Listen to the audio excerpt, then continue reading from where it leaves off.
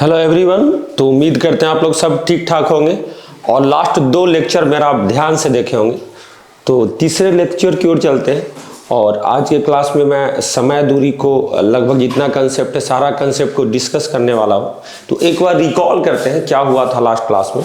Last class में अगर आप बात करें तो हमने बात बताई थी आपको कि जब भी दूरी निकालना हो, जब भी डिस्टेंस निकालना हो और 2 चाल दिया गया S1 S2 है ना, तो अगर दोनों का अंतर ले लिया जाए है ना, तो ये समय का अंतर होता है। टी समय का क्या होता है? अंतर होता है। अंतर में अलग अलग फॉर्म हमने बताया था। अंतर में ये बताया था कि समय का अंतर कम हो सकता है, अधिक हो सकता है, ये सब वर्ड आ सकता है। आप बोलेंगे जी सर। इसके बाद ज़्यादा समय, कम समय, लेट होना, पहले पहुंचना, सब ये सब क्या है? समय का अंतर है। आप बोलेंगे जी सर ये बात तो सही है सर।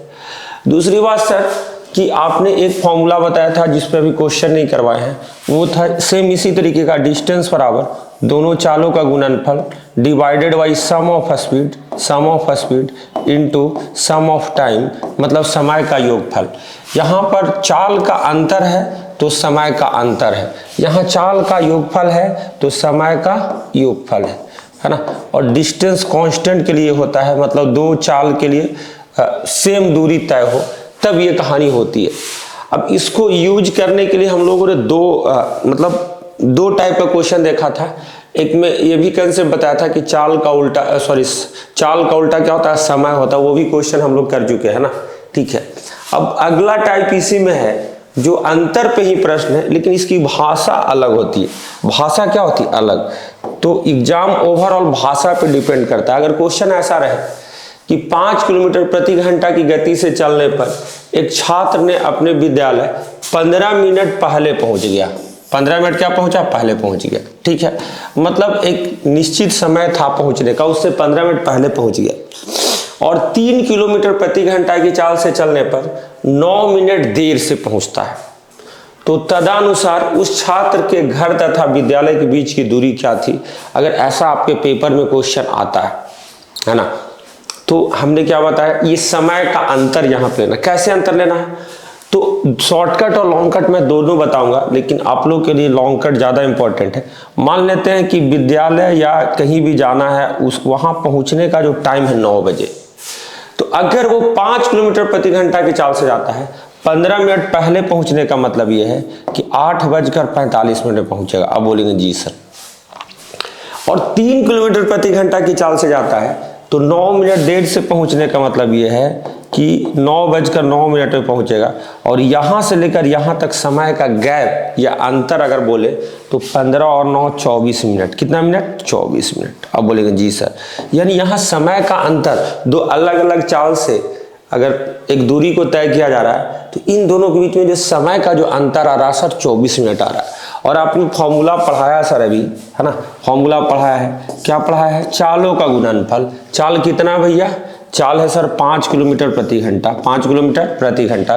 दूसरी चाल कितनी है बाबू? तो दूसरी चाल है 3 किलोमीटर प्रति घंटा, 3 किलोमीटर प्रति घंटा, है ना। और इनका अंतर जो हो जाएगा, चाल का अंतर S1 और S2 का अंतर वो 2 हो जाएगा। समय का अंतर कितना है? 24 मिनट। 24 मिनट को क्या 24/60 लिख सकते हैं? हम बोलेंगे जी सर 24/60 लिख सकते हैं सर। 12 दूनी का 24, 12×5 60। आप बोलेंगे जी सर। 2 से 2 कैंसिल हो गया सर, 5 से 5 कैंसिल हो गया सर, और हमारा आंसर आ गया सर 3 किलोमीटर। तो आप देखेंगे क्वेश्चन वही है ना, भाषा अलग है, इसमें समय का अंतर लेना अलग तरीके से है। यानी कि आंसर क्या हो जाएगा बाबू? 3 किलोमीटर। आप बोलेंगे जी sir 3 kilometre is the correct answer. I hope आपको समझ में आ रहा होगा, है ना। इनफैक्ट ये किसी भी एग्जाम में आ सकता है, जनरल कंपटीशन से लेके बीपीएससी टीचर, है ना, किसी भी तरीके के एग्जाम, कमीशन के एग्जाम, कहीं भी ये आ सकता है। ये बेसिक क्वेश्चन है ना, ठीक है। एक चीज और था बाबू, किसी को अगर शॉर्टकट उसमें बनाना है तो 2 समय जब अंतर है, मतलब देर या पहले है, उसको जोड़ देते हैं। जोड़ना स्वाभाविक बात है क्योंकि एक निश्चित समय से पहले है, एक बाद है, तो गैप बड़ा हो जाता है ना, ठीक। सेम टाइप के पहले या पहले रहे तो घट जाता है, सेम और देर या देर रहे तभी घट जाता है। लेकिन हम चाहते हैं कि अगर आपको ये बातें याद नहीं होती तो कोई दिक्कत वाली बात नहीं है, आप एक समय मान के ही करें, हैबिट हो जाएगी तो आदत हो जाएगी, ठीक। उसी तरीके से हरि अपने घर से 5 किलोमीटर प्रति घंटा की गति से चलकर अपने कार्यालय 3 मिनट देर से पहुंचता है। अगले दिन वह अपनी गति 1 किलोमीटर प्रति घंटा बढ़ा देता है।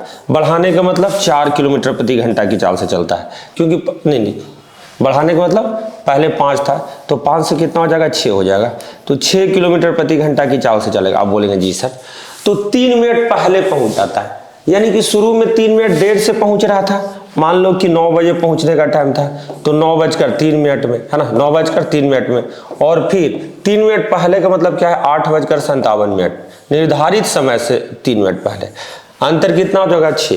अब आप ऑब्जर्व कर सकते हैं, देर और पहले है तो दोनों ऐड हो जा रहा है ना। ये 6 मिनट में, इस बात को ध्यान देना है। यानी आपके पास 2 चाल है।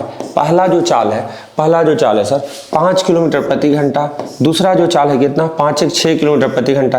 अंतर कितना होगा, 1 होगा, है ना, 6 - 5 1 होगा। और ये 6 मिनट को अगर घंटा में अगर आप चेंज करें तो 6/60 लिखते हैं। ये आपको पता होगा, है ना, या पता होना चाहिए। हम बोलेंगे सर 6 × 25 30, 30 दूनी का 60 और 2 तिया 6, क्या 3 किलोमीटर आंसर ना हो जाएगा? हम बोलेंगे यस सर, 3 किलोमीटर इस क्वेश्चन का करेक्ट आंसर है। तो एक ही टाइप के मैं बहुत सारा क्वेश्चन आपको प्रैक्टिस सिर्फ और सिर्फ इसलिए करवा रहा हूँ कि आपके जहन में चला जाए, ना, जहन में चला जाए। ये भी सेम क्वेश्चन है, लेकिन मैं सॉल्व करवाऊंगा ही, है ना, आपको चिंता नहीं करना है। हम बोलेंगे सर कि एक लड़का अपने घर से 4 किलोमीटर प्रति घंटा की गति से चलता है और वह अपने विद्यालय 10 मिनट पहले पहुंच जाता है। 10 मिनट पहले पहुंच जाता है, यानी बाबू 9 बजे पहुंचने का समय था, तो 10 मिनट पहले का मतलब क्या हुआ, 8:50। 8:50, ठीक है। और 3 किलोमीटर प्रति घंटा की चाल से चलता तो 10 मिनट देरी से पहुंचता है। देरी से पहुंचने का मतलब बाद में पहुंचना, प्रार्थना वगैरह हो जाए तब स्कूल पहुंचता है ना।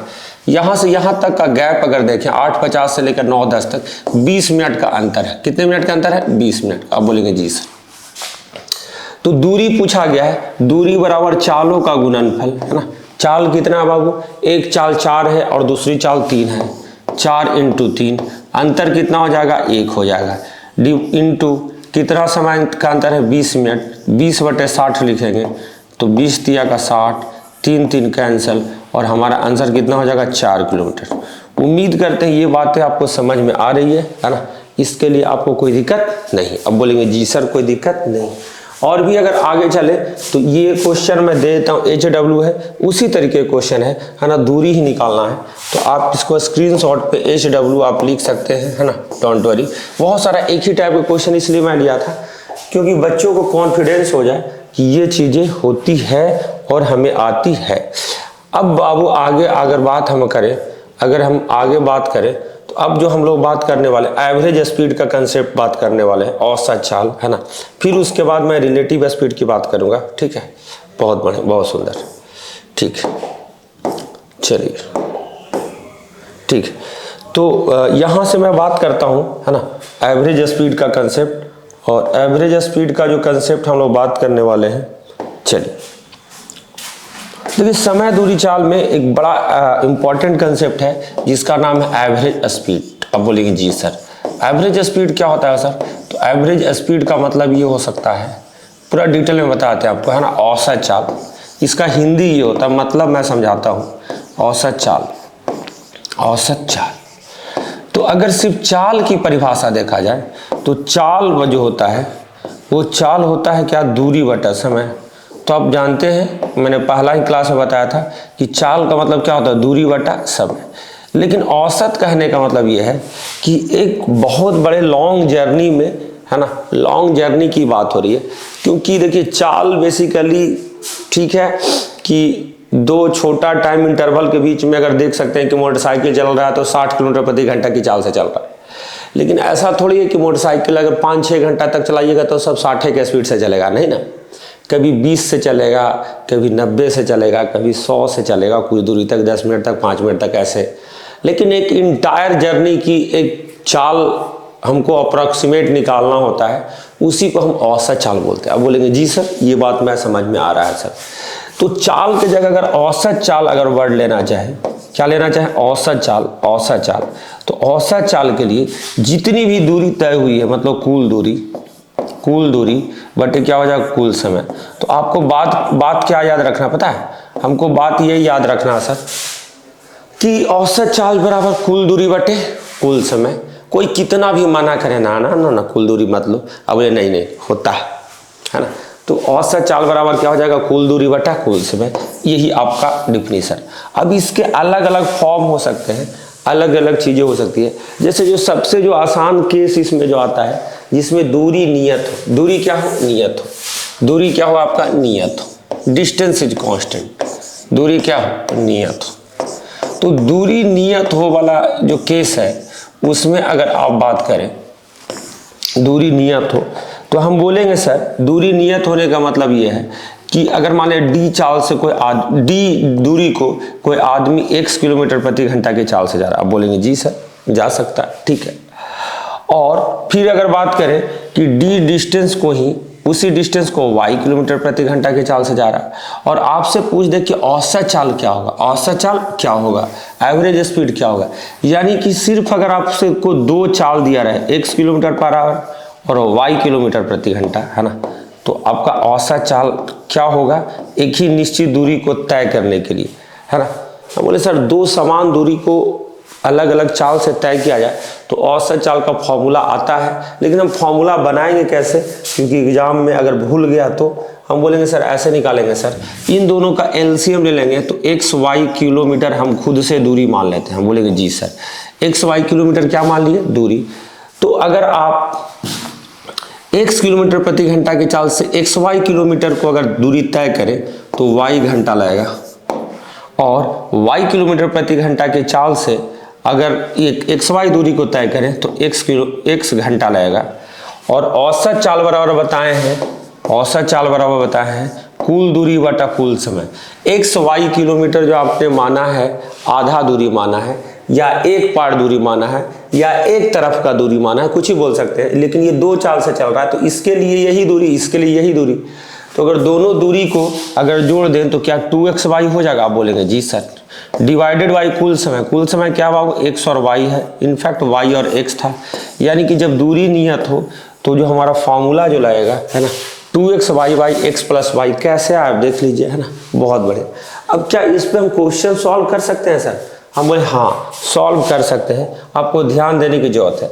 जैसे क्वेश्चन है कि एक कार 32 किलोमीटर प्रति घंटा की चाल से एक निश्चित दूरी तय करती है, एक निश्चित दूरी तय करती है और 68 किलोमीटर प्रति घंटा की चाल से वापस आती है, तो इस पूरी यात्रा में उसकी औसत गति क्या है। हम यही बोलेंगे सर कि दूरी यहाँ पर नियत है सर, सेम दूरी को गया है, सेम दूरी को आया है, तो क्या आप बोल सकते हैं कि सर आपने फॉर्मूला पढ़ाया 2xy मतलब दो चाल का गुणनफल, 2 इंटू चाल का गुणनफल बटे चालों का योगफल, हम बोलेंगे जी सर। अगर आप बात करें तो 2 इंटू, एक बार गया 32 से, दूसरे बार आया 68 से, 32 प्लस 68, हम बोलेंगे जी सर, 32 प्लस क्या सर 68, 32 68 को अगर जोड़ दें तो क्या ये 100 नहीं हो जाएगा, हम बोलेंगे जी सर। 2 इंटू 32, 2 इंटू 32 कितना हो गया 64, 64 इंटू कितना 68, बाई कितना सर 100। अगर आप ध्यान से देखेंगे तो लास्ट वाले डिजिट को गुना करें तो 2 आएगा, कितना आएगा 2 आएगा, 8 चौका 32 और दशमलव 2 अंक के बाद, यानी कि जो भी आंसर होगा दशमलव के बाद लास्ट में 2 आएगा, मात्र एक ही ऑप्शन है बाबू, सी नंबर, है ना। तो इकाई अंक से भी आंसर निकाला जाता है, कैलकुलेशन को ज़्यादा लंबा नहीं करना है, बहुत बढ़िया। जहाँ पे जैसा मौका मिले वैसा हम लोग देख लें। आप बोलेंगे जी सर अच्छी बात है सर। क्वेश्चन नंबर सर जो अगला है गौतम वाला, क्या ये भी सेम कंसेप्ट पे है सर, हम बोलेंगे जी हाँ, है ना। अब बात को समझिएगा जो हम कहना चाह रहे हैं, कह रहा है कि 32 किलोमीटर प्रति घंटा के चाल से, हाँ है ना, चप्पल ने, हाँ ठीक है, कुछ नाम लिखा गया है कि चाल से 160 किलोमीटर चलता है, चाल है ना, चाल से 160 किलोमीटर चला जाता है और 40 किलोमीटर प्रति घंटा की चाल से वापस लौटता है, तो औसत चाल बताइए। देखिए 32 किलोमीटर प्रति घंटा की चाल से 160 किलोमीटर गया और वापस लौटा, मतलब दूरी तो सेम ही है, दूरी क्या है सेम ही है। तो सर हमें दूरी अगर सेम है तो हमने आपको फॉर्मेट बता दिया है कि दो चाल है बाबू, दो चाल है तो एवरेज स्पीड बराबर क्या होगा, हमें दूरी से इसमें कोई मतलब नहीं है। 2 इंटू चालों का गुणनफल 32 इंटू कितना 40, 32 इंटू कितना 40 डिवाइडेड बाई कितना 32 प्लस 40 72। हम बोलेंगे जी सर 9 8 72 5 8 40। तो आप देखेंगे 32 पचे 160 160 इंटू 2 320/9। आप बोलेंगे जी सर तो हो जाएगा 9 3 27 5 शून्य है ना 9 5 45 35.55 किलोमीटर पर आवर होगा। अब बोलेंगे जी सर। अब बोलेंगे सर फॉर्मूला ना याद रहा तो क्या करेंगे। हम बोलेंगे तब भी कोई दिक्कत नहीं है। हमने आपको बताया है ना कि एवरेज स्पीड बराबर औसत चाल बराबर कुल दूरी बटे कुल समय। कुल दूरी बटे कुल समय। कुल दूरी कितना है 160 किलोमीटर अगर दे दिया है तो 160 प्लस 160 कुल दूरी कितना 320 किलोमीटर। हम बोलेंगे जी सर। कुल समय सर 32 किलोमीटर प्रति घंटा की चाल से अगर 160 किलोमीटर जाएगा तो दूरी बटा चाल समय 5 घंटा लगेगा। और इसी से यही अगर दूरी जाएगा तो 40 चौका 160 4 घंटा लगेगा। और 5 प्लस 4 9 घंटा होता है। और 320/9 35.55 किलोमीटर प्रति घंटा होता है। बोलेंगे जी सर ये भी एक तरीका हो सकता है। सर हो सकता है नहीं होगा ही।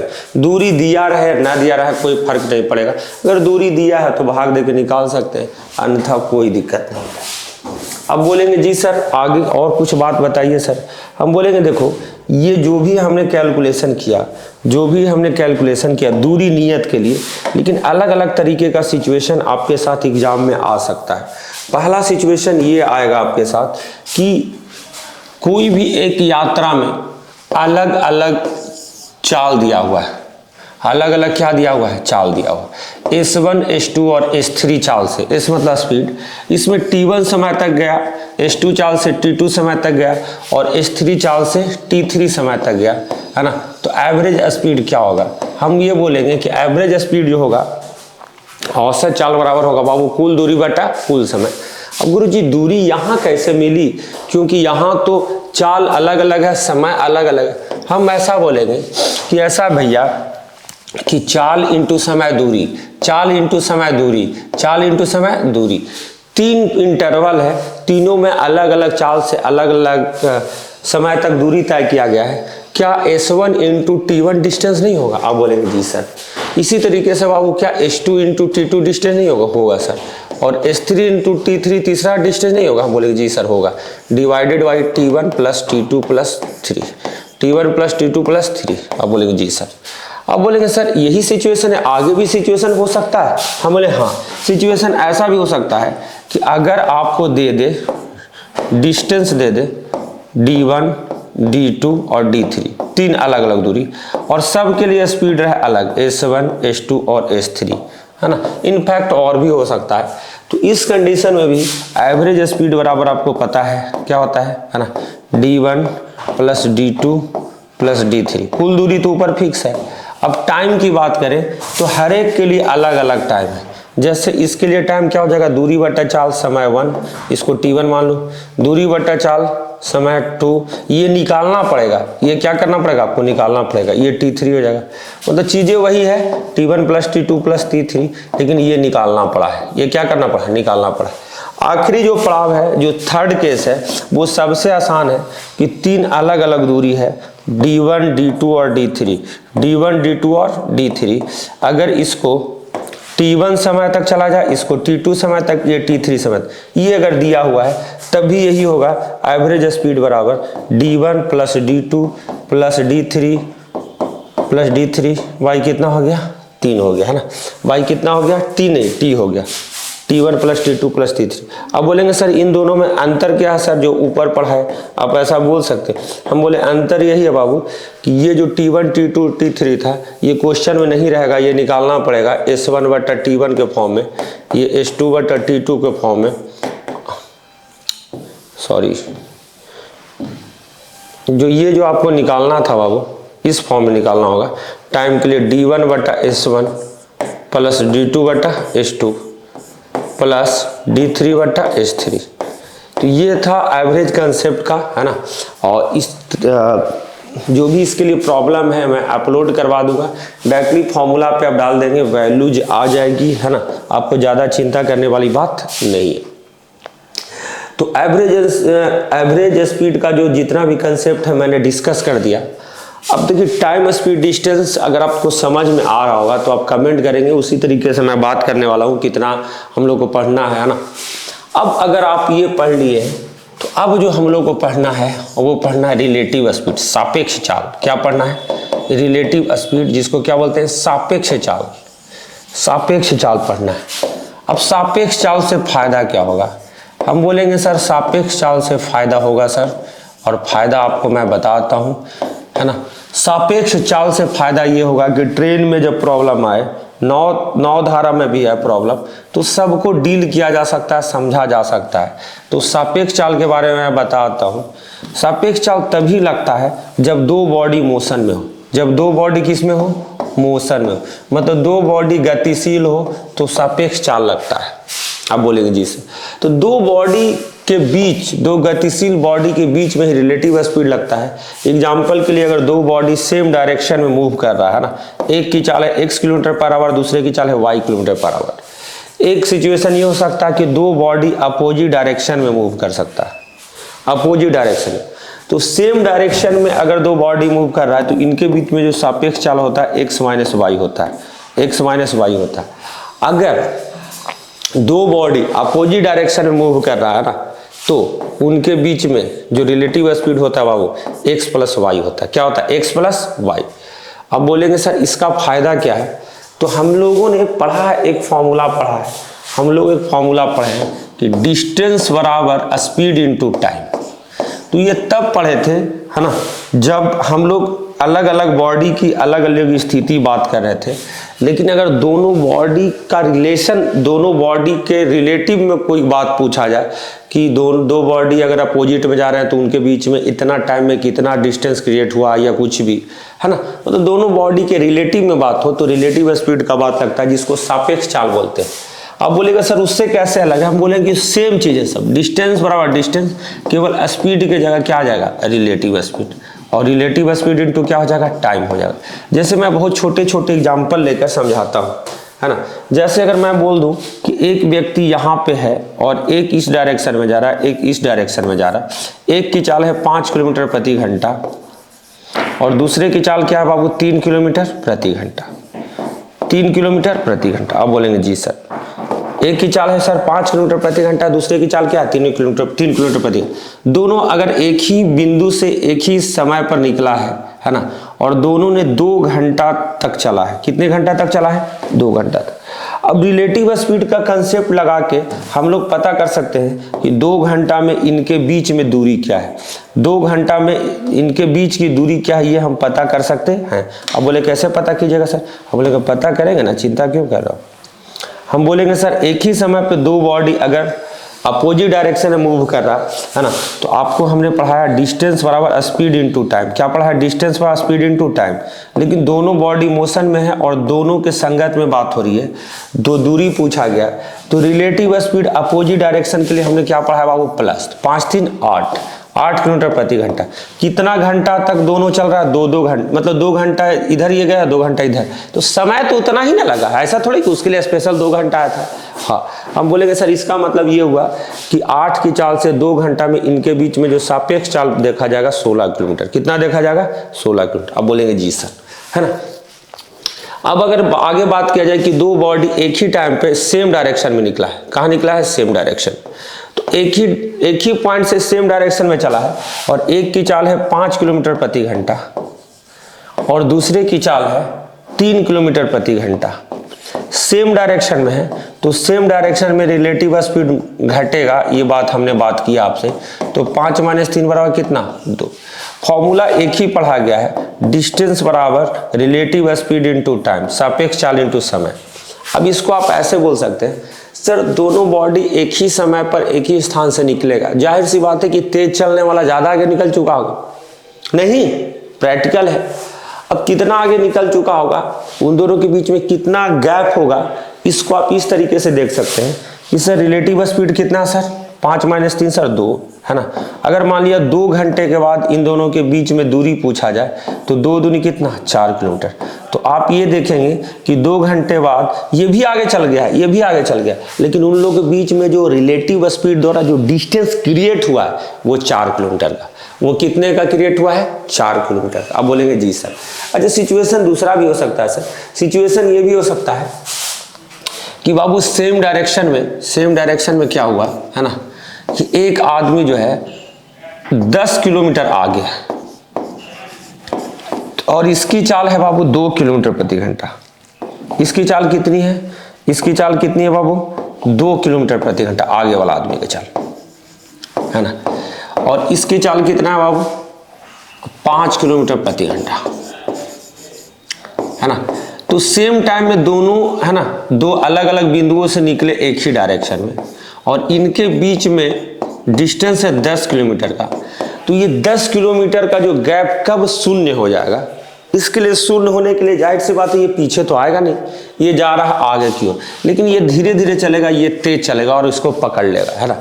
तो अगर आपसे पूछ दे कि कितना देर में पकड़ लेगा, है ना, तो फॉर्मूला वही लगेगा, फॉर्मूला चेंज होने वाला नहीं है। डिस्टेंस बराबर relative speed into time. Distance in दोनों के बीच में है कितना, 10 किलोमीटर, है ना। रिलेटिव स्पीड सेम डायरेक्शन में माइनस होगा, यानी 3 kilometre per hour into time. तो टी बराबर कितना हो जाएगा, 10/3, जिसको बोल सकते हैं 3 तिया 9, 1/3, यानी 3 पूर्णांक 1/3 घंटा, जिसको बोल सकते हैं 3 घंटा। और 1/3 घंटा को 60 से गुना कर देंगे तो कितना, 20 मिनट। इतना ही रिलेटिव स्पीड का कंसेप्ट होता है। उम्मीद करते हैं ये बातें आपको समझ में आ गया होगा, है ना। तो अगर ये बात अगर आपको समझ में आ गया होगा तो ट्रेन भी सेम चीज है, ट्रेन भी सेम है ना। ट्रेन जो हम लोग पढ़ने वाले हैं, ट्रेन, रेलगाड़ी बड़ा आसान है। अब बोलें कैसे सर, रेलगाड़ी में भी यही घटना होने वाली है ना। जैसे रेलगाड़ी में भी distance equal to speed into time ही रहेगा। मैं 5 मिनट के अंदर में ट्रेन का कंसेप्ट खत्म कर दूंगा, आपको याद हो जाएगा। अब ध्यान से देखिए केवल, जैसे कोई रेलगाड़ी है, अगर कोई खंभे को पार करती है, किसको पार करती है, खंभे को। खंभे की जगह टेलीग्राफ पोस्ट, आदमी, कुछ भी हो सकता है। तो खंभा एक स्टैटिक पोजीशन में है, इसको पार करने का मतलब यह है कि रेलगाड़ी को जस्ट अपनी लंबाई को आगे लेकर जाना होगा। अब बोलेंगे जी सर। तो मान लो ट्रेन की लंबाई टी है, ट्रेन की लंबाई क्या है, टी है, और इस स्पीड से टी सेकेंड में पार कर रहा है, इस स्पीड से टी सेकेंड में खंभे को पार कर रहा है। तो हमने आपको फॉर्मूला बताया है, डिस्टेंस बराबर स्पीड इनटू टाइम, क्योंकि खंभा का तो स्पीड है नहीं। आप बोलेंगे जी सर। तो डिस्टेंस बराबर जो होगा रेलगाड़ी की लंबाई, क्योंकि पार करने का मतलब है कि ट्रेन अपनी रेलगाड़ी के लंबाई के बराबर दूरी तय करके जस्ट अपनी लंबाई को आगे लेकर जाएगा, बराबर स्पीड जो भी ट्रेन की चाल है इनटू स्मॉल टी। बस यही होगा बाबू। आप बोलेंगे जी सर, यही बात है। लेकिन सर सेकंड सिचुएशन ये हो सकता है कि कोई गतिशील व्यक्ति को पार करे। किसको पार करे, गतिशील व्यक्ति को। अब बोले कैसे सर। तो गतिशील व्यक्ति को पार करने का मतलब ये है कि यहाँ पर खंभा फिक्स था, है ना, खंभा का जगह आदमी भी हो सकता था, लेकिन कोई दौड़ता हुआ बालक है। दौड़ता हुआ बालक, 2 सिचुएशन हो सकता है कि सर मान लिया कोई दौड़ रहा है बालक और इसको कोई ट्रेन पीछे से आया और पार कर गया। हम बोलेंगे सर आदमी की जो लंबाई है ना 0 के बराबर है। जिस तरीके से खंभे की लंबाई 0 थी सर, आदमी की भी लंबाई क्या है सर, 0 है सर, है ना। यानी कि आदमी की जो लंबाई है सर वो क्या है सर, 0 है सर। अगर आदमी की चाल को x किलोमीटर प्रति घंटा मान लिया जाए और ट्रेन की चाल को y किलोमीटर प्रति घंटा मान लिया जाए, y किलोमीटर प्रति घंटा मान लिया जाए, है ना, y किलोमीटर प्रति घंटा मान लिया जाए, और अगर आप ध्यान से देखें और t सेकंड में मान लो पार कर ले रहा है, t सेकंड में पार कर ले रहा है कौन, आदमी को पार कर रहा है कौन, ट्रेन। फॉर्मूला एक ही है, डिस्टेंस बराबर स्पीड इनटू टाइम, लेकिन यहाँ पर रिलेटिव स्पीड इनटू टाइम होगा, क्योंकि दोनों बॉडी क्या है, गतिशील है। हालांकि लंबाई जो तय होगा ट्रेन की लंबाई के बराबर ही, क्योंकि आदमी तो खुद का लेंथ शून्य है, वो गतिशील है अलग बात है, लेकिन वो सापेक्ष चाल के द्वारा वो रेलगाड़ी की लंबाई को पार करता है या रेलगाड़ी अपनी लंबाई को पार करता है उसी व्यक्ति को।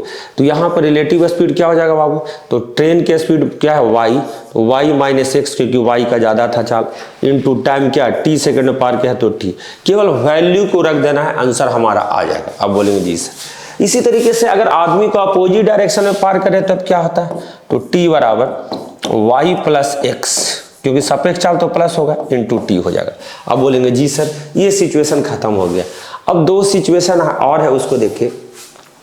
तीसरा सिचुएशन ये है सर कि कोई दूसरा ट्रेन है ना, जो खड़ा है प्लेटफॉर्म पे, या प्लेटफॉर्म है या कोई टनल गुफा है, किसी भी चीज को अगर कोई गाड़ी आती है ना, ट्रेन आती है और क्रॉस करती है, क्या करती है, क्रॉस करती है। तो क्रॉस करने का मतलब ये है कि इसकी लंबाई को क्रॉस करेगी और अपनी लंबाई को भी क्रॉस करेगी, मतलब दो बॉडी को क्रॉस किया जा रहा है।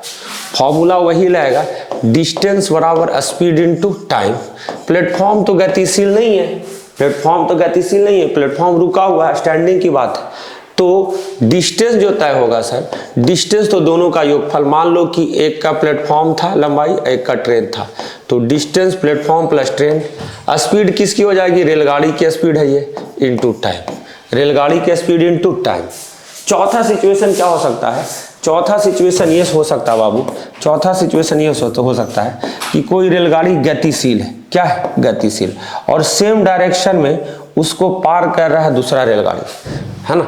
तो सेम डायरेक्शन में अगर दूसरा रेलगाड़ी पार कर रहा है तो यहाँ पर भी वही चीज लगेगा, डिस्टेंस बराबर स्पीड इनटू टाइम, लेकिन दोनों बॉडी गतिशील होने की वजह से आपको ध्यान ये रखना है कि ये ट्रेन का लंबाई t1 है, ये t2 है। तो जब पार करेगा तो डिस्टेंस हमेशा जुड़ेगा ही, लंबाई हमेशा जुड़ेगा, उसको गति वगैरह से मतलब नहीं है। एक ऑब्जेक्ट अगर दूसरे ऑब्जेक्ट को पार करेगा तो दोनों जुड़ेगा। t1 प्लस क्या हो जाएगा, t2। अगर चाल मान लेते हैं एक का x है दूसरे का y है ना, तो सेम डायरेक्शन के लिए relative speed y minus x, कितने देर में पार कर रहा है, t सेकंड में, तो हमने t लिख दिया। लेकिन अगर अपोजिट डायरेक्शन में पार करे तो ये तो हमेशा इसको डिस्टेंस और डायरेक्शन से मतलब, सॉरी, इसको डायरेक्शन और खड़ा है कि बैठा उससे मतलब नहीं, ये तो हमेशा जुड़ेगा ही, दो को पार कर रहा है तो। लेकिन यहाँ पर जो रिलेटिव स्पीड हो जाएगा बाबू, y plus x into T हो जाएगा, y प्लस एक्स इंटू क्या हो जाएगा, t। यही चार सिचुएशन को आपको ध्यान में रखना है ना। हालांकि इसका मिक्स सिचुएशन भी आता है, लेकिन इतना सिचुएशन आपको पता है, और ये पता है कि किलोमीटर प्रति घंटा को मीटर पर सेकंड में 5/18 से गुना करके बोलते हैं ना। तो ये सारी सिचुएशन अगर पता है आपको, तो मैं अगले क्लास में, है ना, इसका प्रॉब्लम करूंगा, जो प्रॉब्लम सिर्फ और सिर्फ ट्रेन पे होगा। किस पे होगा, ट्रेन पे होगा। और हर एक क्वेश्चन में जितना भी थ्योरी बताया वो फिर से रिपीट होगा। ये तो ओवरऑल हमने एक बताया है, आइडिया बताया है कि जिसको आप समझ सके, एनालाइज कर सके, लेकिन प्रॉब्लम भी बताएंगे तो फिर से एक एक केस करके, है ना, आपको क्वेश्चन बताएंगे। तब तक आपको ये कैसा क्लास लगा आप हमें बता सकते हैं, हमें सजेशन दे सकते हैं। Thank you so much, bye bye, love you all.